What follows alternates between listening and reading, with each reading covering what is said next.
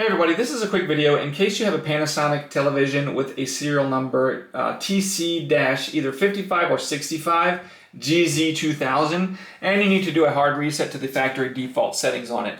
Now there's two ways to do this, either via the setup menu or via the physical buttons. I'll go over both in a second, but there's two reasons you might want to do this. The first one's troubleshooting. If your TV is not working, it's not connecting, it's not responding, it's glitching, it's lagging, whatever, a hard reset can fix a lot of these issues. Or if for whatever reason you just want to get this TV back to the way it was when it came out of the box so you can set it up new, this will work. Now, if you've got access to the controller and the screen and everything like that is working, we can just hit the menu button on the remote, and then we're just going to select Setup from the menu, and then from Setup we're going to select System. From System we'll select Factory Default, hitting OK each time to select those things, and then we'll just have to hit Yes and then press OK to confirm it, and it will do the reset.